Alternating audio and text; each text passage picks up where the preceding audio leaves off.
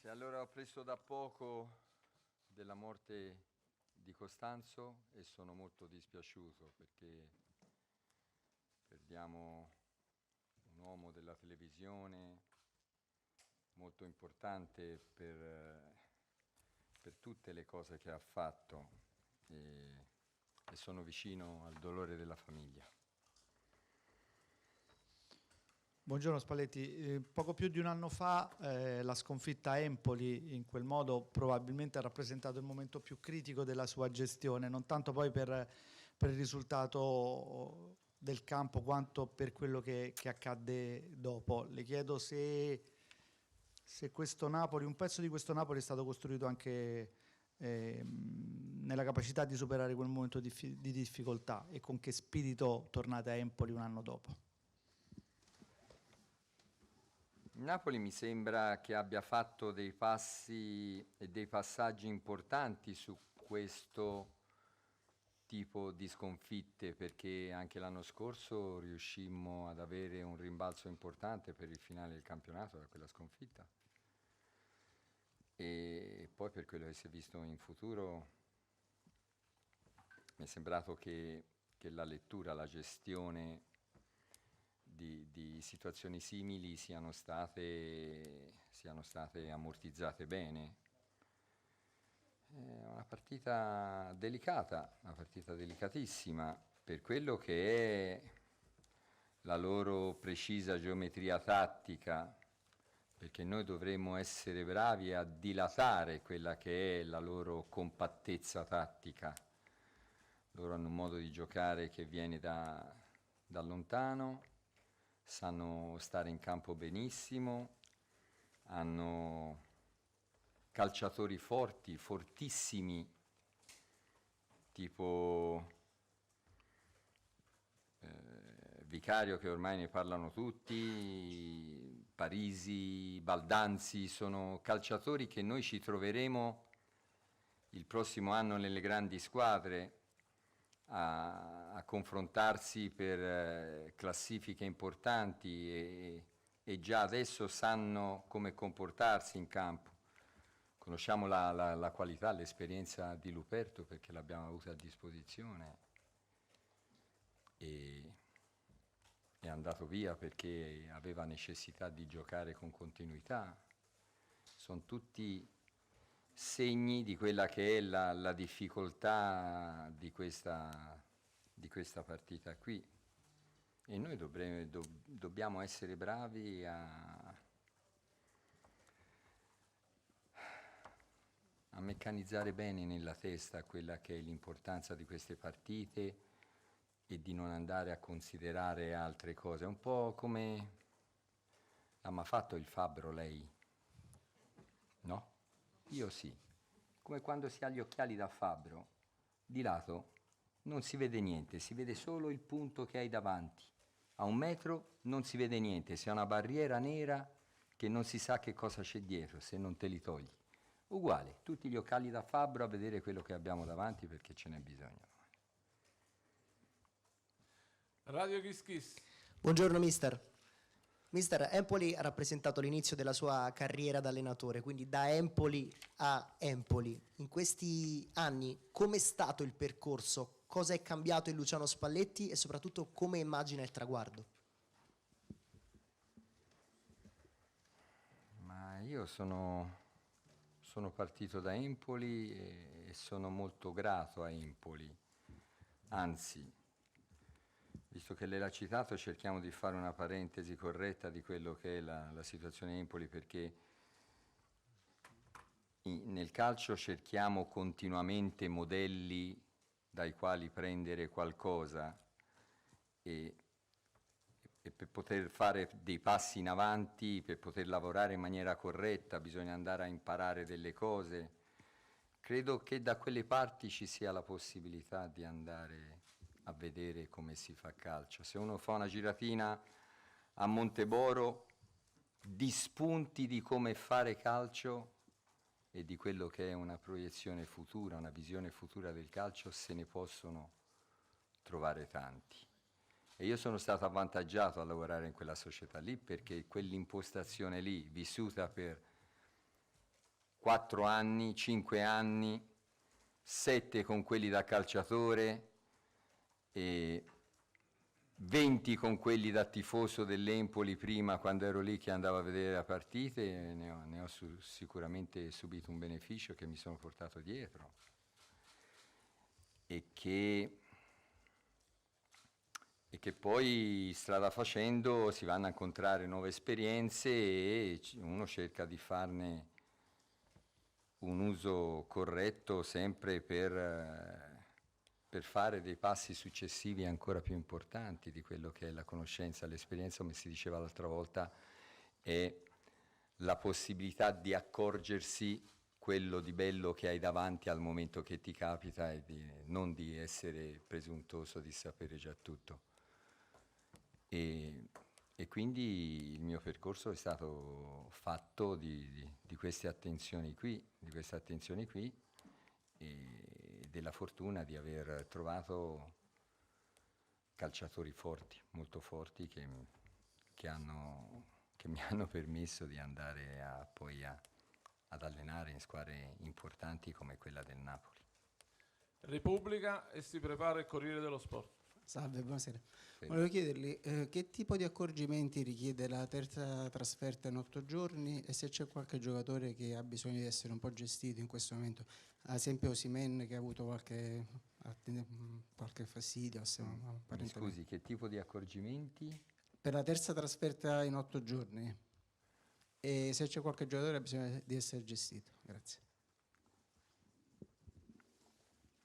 Le trasferte di solito determinano sempre stanchezza, determinano sempre fatica e io ne conosco solo uno di modi per andare a rimetterla a posto, quello di riposarsi, per cui gli abbiamo dato un giorno di recupero totale dopo che siamo tornati da là, anche se potevamo fare un allenamento qui, però poi riportarli dentro lo spogliatoio era come rivivere una cosa di tutti i giorni e poi abbiamo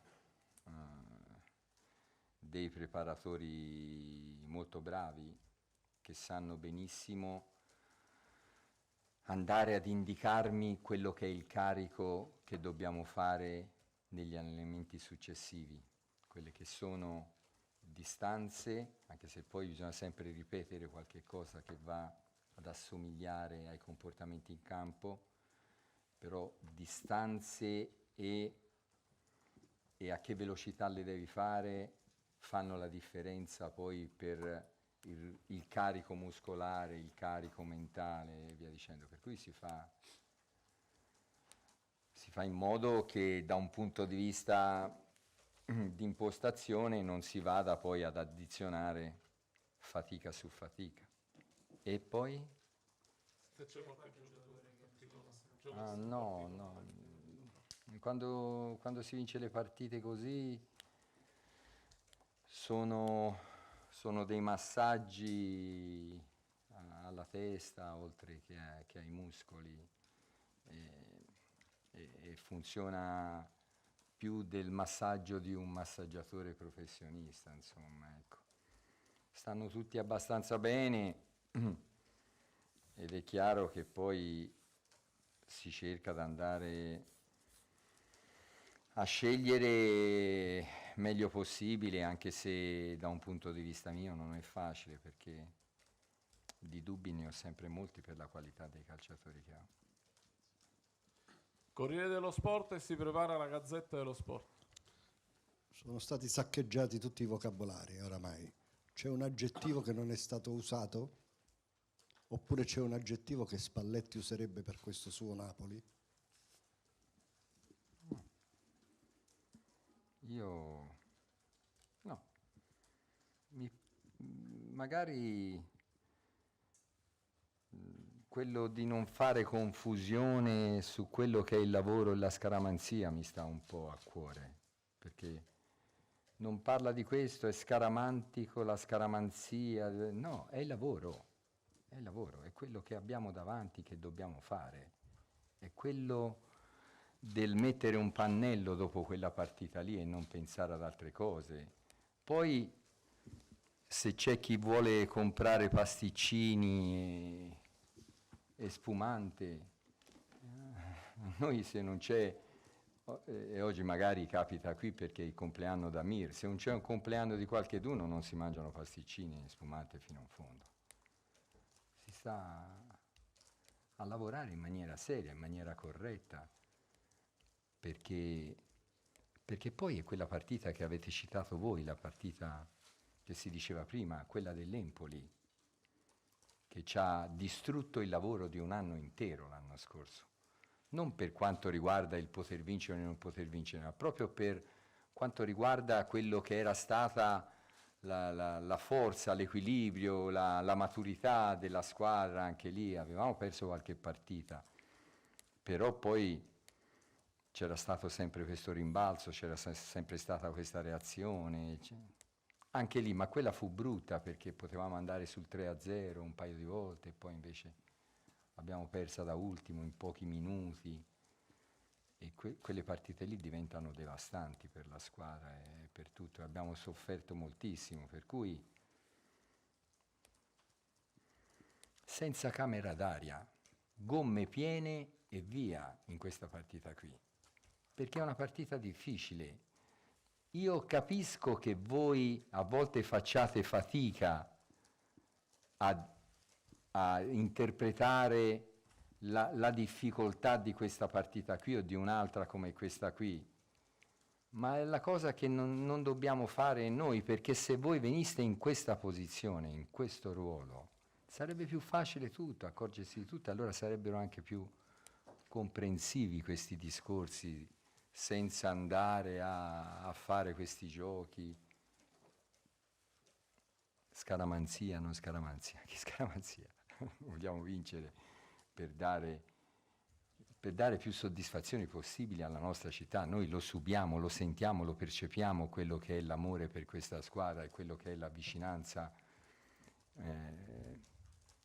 le sensazioni di questo amore infinito per questi colori, per cui non bisogna commettere il minimo errore, e gli errori a volte anche senza commetterli vengono fuori, e quelli lì sono quelli determinanti per ribaltare la situazione, per cui non permetteremo che da quella che è l'euforia cominci poi una presunzione che sarebbe poi la fine della crescita personale. La presunzione è la fine della crescita personale. Gazzetta dello Sport. Buongiorno innanzitutto, provo ad allargare un po' il discorso, mi aggancio a qualcosa che ha detto relativamente ai modelli e al fatto che magari la vittoria può essere anche un balsamo, no, per la testa e per le gambe dei calciatori, e mi aggancio a quello che le aveva chiesto Paolo Di Canio a Sky, poi non c'era il tempo per la risposta.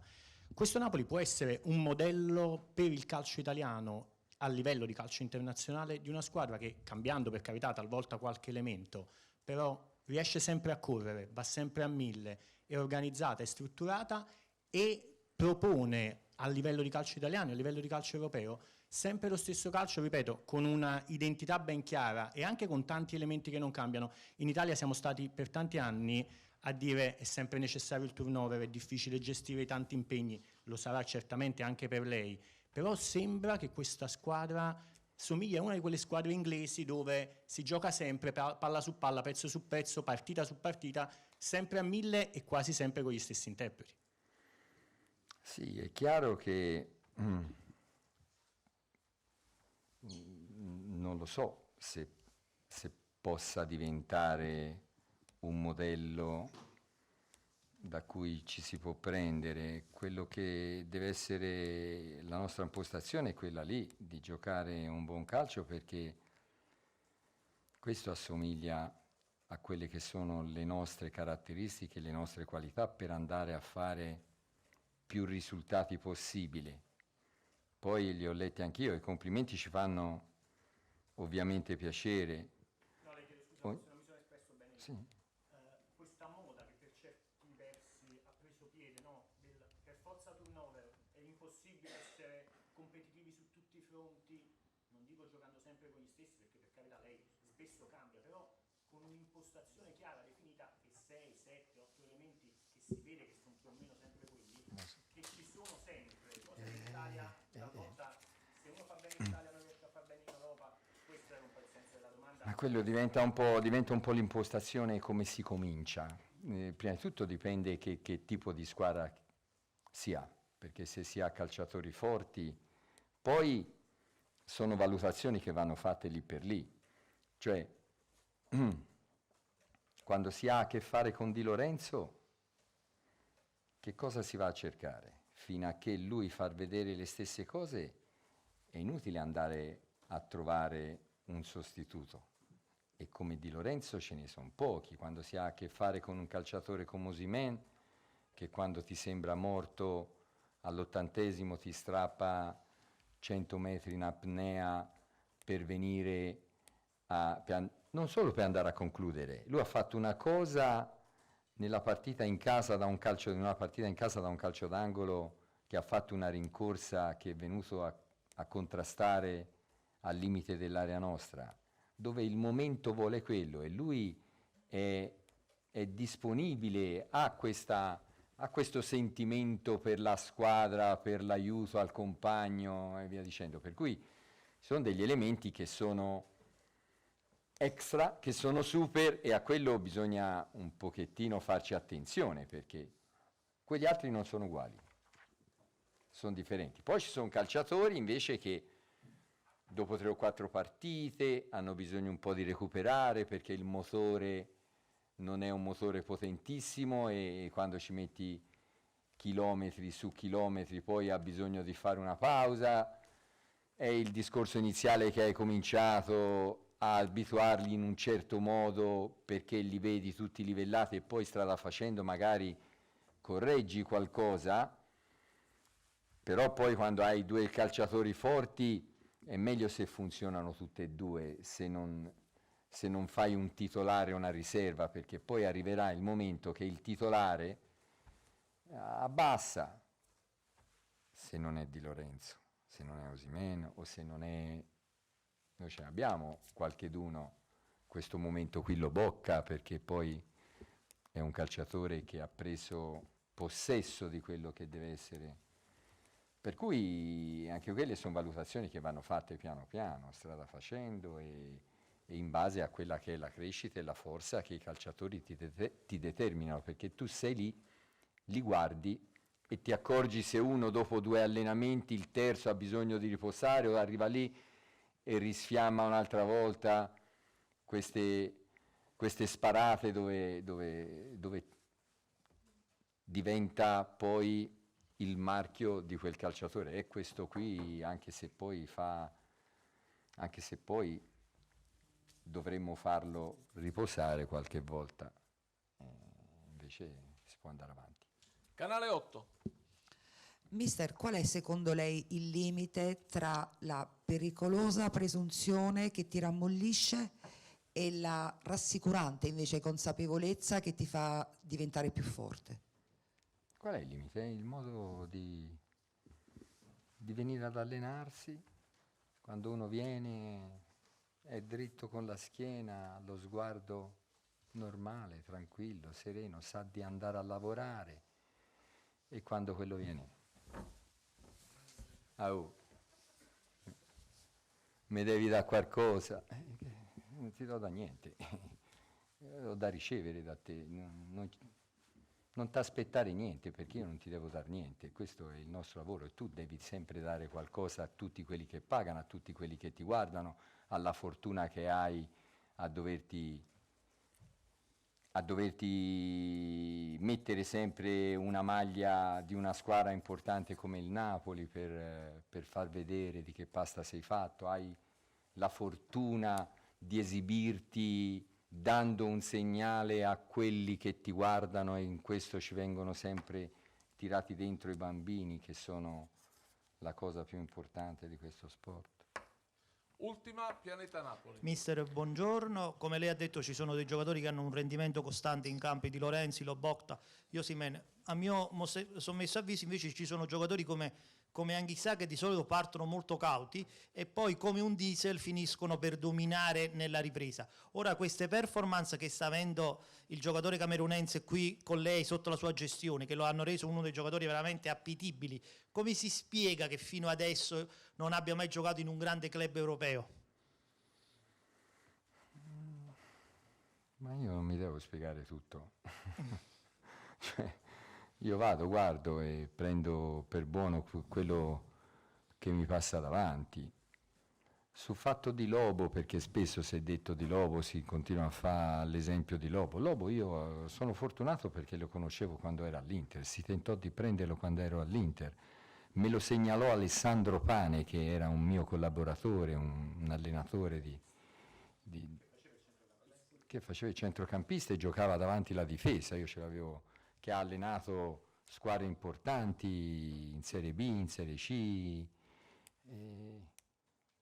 E io mi ricordo che venne e si cercava questa possibilità di mettere un giocatore in più lì e poi ci si fece giocare Brozzo in quella posizione lì e si tentò di prenderlo in quel momento lì. Noi non si potevano spendere quei soldi che ci chiesero e non lo prendemmo, per cui quando sono arrivato qui io sapevo benissimo chi era Lubocca, perché quando si prende un calciatore di solito funziona così, che il direttore arriva, fa un nome di un calciatore, oppure ascoltano se conosci qualcuno, hai visto qualcosa, perché tutti siamo lì al video. Per esempio qui c'è Simone Beccaccioli che di calciatori ne conosce a decine, si è fatto una cultura ormai di calciatori. A volte parla con il direttore e qualche nome lo tira fuori anche lui, perché si fa così. Poi il direttore ti dice i nomi che ha nel taccuino e si vanno a guardare, si vanno tutti di lui non ce n'è stato bisogno, perché lo conoscevamo da quella situazione lì. Alessandro Pane bene mi disse: guarda questo qui che secondo me è bravo a fare questo ruolo. Sì, ma a me mi garbava a fare un complimento a Lubocca e a Pane, per cui lei mi può chiedere che gli pare.